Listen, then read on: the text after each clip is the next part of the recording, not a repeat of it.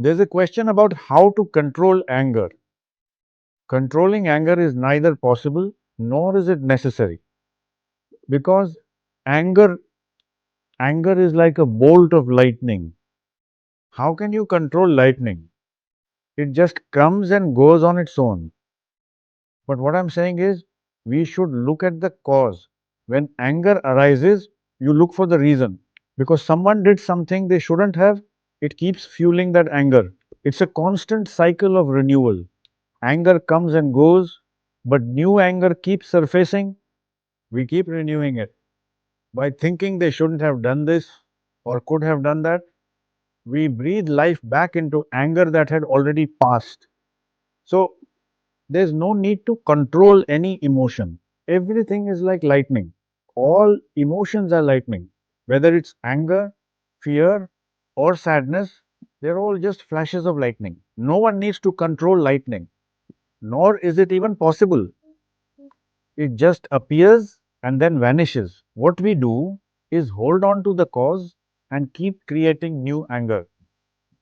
You need to change how you approach those underlying causes. Suppose something happens and someone close to us acts against us. That triggers anger within us. So, how should we perceive them? When someone works against us, what approach should we take? This is why we've established the principle of seeing everyone as a friend. So that's just how he is. It's his nature. Let him do whatever he wants. Even if he acts against us, if we decide to do whatever good we can for him, then his actions won't affect us. That's the mindset we should maintain. Secondly, we shouldn't immediately try to control things just to keep ourselves in a good state because the very effort to keep ourselves good is misguided. What does it mean to try and keep ourselves good? It implies that states like sadness, fear, or anger are bad states. We think being peaceful and happy is the only good state, but that's not true. Clinging to any state is a mistake. We shouldn't be stuck in any state. Think of a river. It's only a river as long as it flows. If it stops, it's not a river anymore. It becomes a stagnant pond covered in moss where waste accumulates. If the river keeps flowing, it washes away any debris. Similarly, our mind should always be like a river. Nothing should remain stagnant. In a sense, good emotions can be more detrimental than bad ones. Peace and bliss can be harmful because when we experience them, we want them to last and stay with us forever. No one wants anger, fear, or sadness to linger. We just want them to pass. Wanting them to leave is natural. The mistake is wanting something to stay. That's why all emotions are like lightning. You can't capture lightning. You must let it flash and fade away.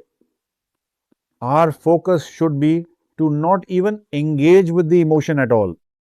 Emotions come to guide us in some way. Take them and use them. You can use anger, you can use sadness, you can use fear, you can use tension. Now, if you have a big task to finish in 5 hours, we have to finish it in 5 hours and hand it over. Normally, this would take 10 hours. If you must complete a 10-hour job in 5, tension will arise. So, accept that the tension is justified. But when you say, let's try our best, you get motivated. But if you work while tense, they say in a hurry, you can't even put your hand in a large pot. A large pot is a big vessel. If you go in a hurry, you can't even put your hand in it. So, we can't achieve anything through panic. Everything must be achieved with composure. Action is important to us. That's why these emotions help us in some way. Anger comes to help, fear comes to help, tension comes to help. Use that and get into action. This won't last. It'll just give us a nudge and leave. Tension or fear will never stay permanently.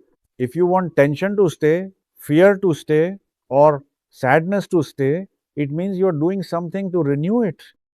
Stop this renewal. It's in your hands. Don't renew it.